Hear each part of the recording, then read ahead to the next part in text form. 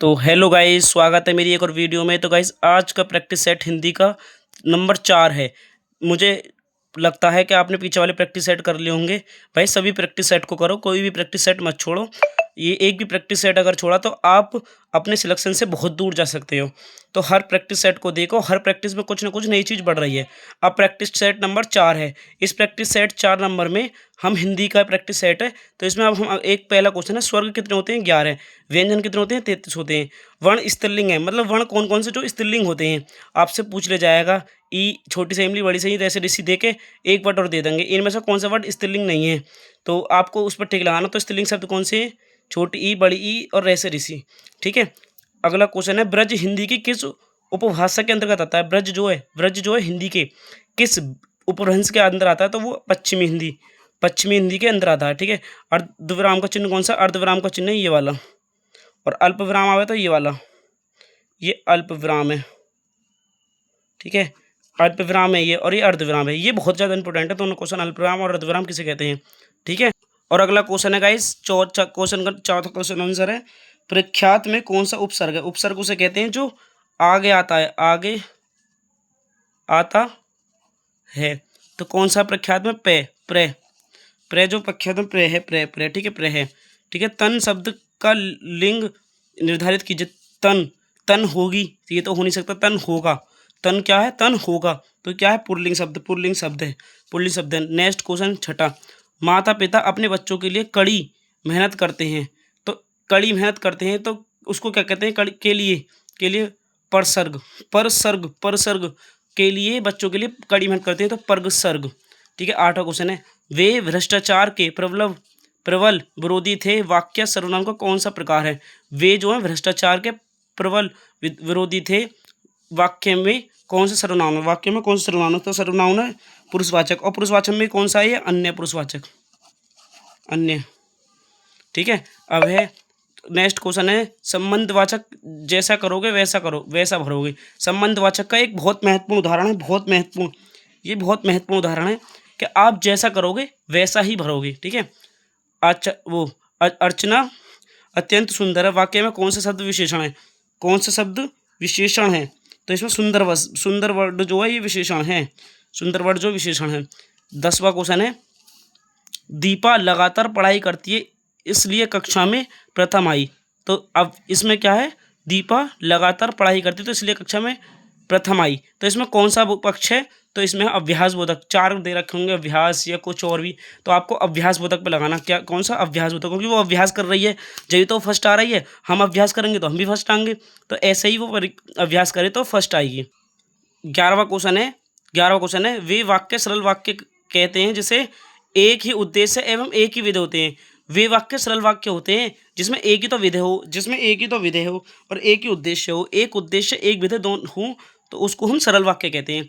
जो मुश्किल से प्राप्त हो दुर्लभ, जो आसानी से प्राप्त हो उसे सुलभ कहते हैं। ये मैंने आपको पिछले वाले प्रैक्टिस सेट में पढ़ाया है। ठीक है। जो मुश्किल से प्राप्त हो उसे कहते हैं दुर्लभ। ठीक है। आदमी बनने मुहावरे का अर्थ क्या है? आदमी बनने का मतलब है अच्छा व्यवहार सीखना। आदमी आप जब ही बन पाओगे जब आप अच्छा व्यवहार सीख लोगे, तो आदमी बनने का मतलब है अच्छा व्यवहार सीखना। ठीक है। और 14वां क्वेश्चन है, तत्पुरुष समाज कौन सा है? इसमें प्राय उत्तम पद प्रधान होता है, इसमें उत्तम प्रधान होता है और इसमें कारक की विभक्ति होती है। ये जो है ना, तत्पुरुष समाज में कारक होते हैं, कारक। ठीक है ना। जो राजा का पुत्र ये भी तत्पुरुष समाज है। राजद्रोह, राजा का द्रोह, ठीक है, ये भी तत्पुरुष समाज है। ऐसे तत्पुरुष समाज के बहुत ज़्यादा क्वेश्चन है। इसमें 8 कारक होते हैं। ठीक है। और 15वां क्वेश्चन है, कौन सा शब्द शुद्ध है? तो आपको 4 क्वेश्चन दे रखे होंगे, शुद्ध कौन सा शब्द शुद्ध है, तो पर मैंने तो सही कर रखा, आंगन आपको पूछ सकता है। मैंने आपको बताई थी, आंगन भी पूछ सकता है और अनेक भी पूछ सकता है। ठीक है। श्रृंगार भी पूछ सकता है। ठीक है। और बहुत है, त्रिजु, ये वर्ड जो लिखे नहीं जाते हैं अच्छे पर। ठीक है। तो ये वर्ड पढ़ने, कवियत्री, ठीक है, हिरण्यकश्यप, ये ठीक है। जैसे देखो, चांद, आँख, अंग, ये सही वर्ड हैं। तो ये सही वर्ड हैं, इनकी प्रैक्टिस करें। कम से कम 50 प्लस वाक्य शुद्ध प्रैक्टिस करें, जब जाके 1-2 फंसेंगे। ठीक है। और आना निश्चित है, 1 से 2 क्वेश्चन इसके निश्चित आते हैं। ठीक है। बगीचे की सुंदरता अनूठी है, बगीचे की सुंदर जो अनूठी है, मतलब इसमें एक क्वेश्चन दिया गया था, मेरे प्रैक्टिस सेट में कि आपको एक वाक्य शुद्ध पहचानना है। तो शुद्ध कौन सा है इसमें? बगीचे की सुंदरता अनूठी है, ठीक है। नेक्स्ट क्वेश्चन है 17। मूर्ति, मूर्त का विलोम है अमूर्त। मूर्त का विलोम क्या है? मूर्त का विलोम है अमूर्त। मूर्त का विलोम क्या है? अमूर्त। और त्रिजु का क्या है? त्रिजु का मैंने क्या बताया? नहीं बताया, ठीक। त्रिजु का वक्र, ठीक है। जड़ का क्या है? चेतन, ठीक है। आदान का क्या है? प्रधान, ठीक है। ये, ठीक है। 18वां क्वेश्चन है आंख का पर्यायवाची। आंख किसे कहते हैं? जो हमारे लोचन होते हैं, नैन होते हैं, दीदा होते हैं, नेत्र होते हैं, अक्षी होती है। ये जो है ना, ये बहुत ज़्यादा इंपॉर्टेंट है। जैसे लोचन, नैना है, नैन, नेत्र, ये जो वर्ड है, कोई कहेगा कि नेत्र किसका है? आँख का। अक्षी किसका है? आँख का। नैन किसका है? आँख का। तो ये सब जो है आँख के पर्यायवाची हैं। एक बादल का पर्यायवाची ज़्यादा पूछता है, प्रयोधर, ठीक है, गगन, ये बहुत ज़्यादा इंपॉर्टेंट है। और जैसे कि 2-3 पर्यायवाची हैं, जैसे कि एक सर्प का ज़्यादा पूछता है, एक अमृत का ज़्यादा पूछता है, अमृत का पीयूष है, ठीक है। अमृत का भी बहुत ज़्यादा इंपॉर्टेंट है। क्वेश्चन नंबर 19, ठीक है। क्वेश्चन नंबर 19 है, दो वर्णों के मेल से होने वाले विकारी या परिवर्तन को क्या कहते हैं? संधि। दो वर्णों के मेल, जहां मेल होगा वहां में क्या होगा? संधि। और दो समस्त पदों के, उसको क्या कहते हैं? दो समस्त पदों को जो एक हो जाते हैं उसको कहते हैं समाज, ठीक है। दो वर्णों के मेल से होने वाले विकार को, परिवर्तन को क्या कहते हैं? संधि कहते हैं, संधि कहते हैं, ठीक है। नेक्स्ट क्वेश्चन है 20।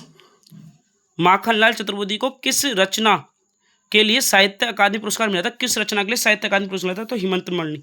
ये बहुत ज्यादा है, जैसे कि महादेव वर्मा को किसमें मिला था?